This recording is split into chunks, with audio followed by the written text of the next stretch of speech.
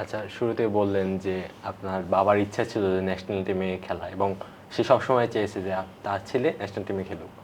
So যখন national টিমে খেলতেন ডেবিউ ম্যাচ আপনার বয়সটা খুবই কম ছিল, কতটা প্রেশার ছিল এবং ওই ম্যাচের আসলে অনুভূতিটা কেমন, যদি ওইটা স্মৃতিচারণটা করতেন?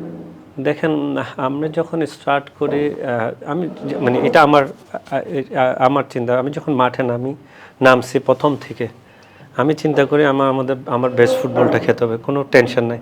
হ্যাঁ, টেনশন থাকে, টেনশন বলতে না এরকম না, টেনশন থাকে, বাট টেনশন একটাই থাকে, বেস্ট পারফর্ম করা, মাঠে নামা, আমার বেস্টটা আমি খেলি।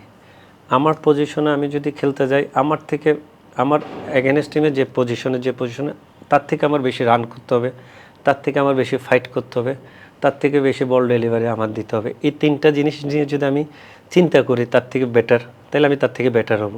এই জায়গাগুলিতে ছোট ছোট জায়গাগুলিতে আমি যদি প্রেশার ক্রিয়েট করি, আমি যদি জায়গায় উইন করি, তাহলে আমি তার থেকে বেটার হব।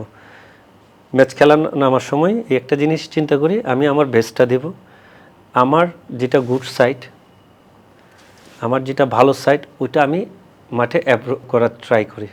যেমন ধরেন সেট পিসেস, একটা গুড ডেলিভারি, হ্যাঁ, একটা ভালো বল ডেলিভারি দেওয়া, দূর থেকে শুটিং করা, স্কোর করা, এই ডেলিভারি দেওয়া মানে অ্যাসিস্ট করা, এইখান থেকে ওখানে চেঞ্জ করে খেলার কিছু জিনিস চেঞ্জ করা। এই যে আমার যে গুড সাইডগুলি আছে ওগুলো আমি মাঠে করার ট্রাই করি। আমার গুড সাইডগুলো যদি মাঠে করার ট্রাই করি, আমার আর আরেকজনের প্লেয়ারের ডিফারেন্স কিন্তু আপনি পেয়ে যাবেন। মাঠে নামার আগে ওই জিনিসগুলি চিন্তা করি, আমার টিমের ভালো সাইড কোনটা, আমার টিমের ভালো প্লেয়ারটা কোনটা, আমার টিমের সবচেয়ে কোন জায়গায় আমি বল দিলে অন্য টিমের জন্য এটা ডেঞ্জার হবে, কোন জায়গায় আমি পুশ করলে, শুধু নট অনলি আমার জায়গা, ওভারঅল পুরো টিমের। ফুটবল তো টিম গেমে চিন্তা করি আমার টিমের স্ট্রং জায়গাটা কোন জায়গায়, আমি কোন সাইড দিয়ে খেলা। কারণ আমাদের টিমের লিডারশিপ বলেন, ফুটবলের ক্যাপ্টেন বলেন, বাবা এত এনার্জি কই পাও? এই পাওয়ার চুমুকে অ্যাকশন। একজন লিডার থাকে যে জিনিসগুলি মার্ক করা।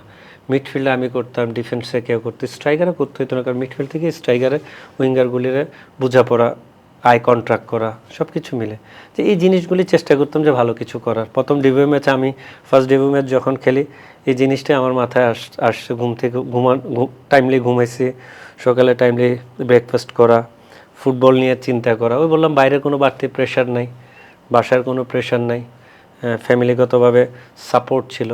মাঠে নিয়ে ফোকাস করা, আমার কোচ যে কাজগুলি দিছে ওই কাজগুলি কেমনে আমি করতে পারবো সেই জিনিসগুলো আমি ট্রেনিংয়ে প্রুভ করা। জাস্ট এই জিনিসটা রিমাইন্ড হয়ে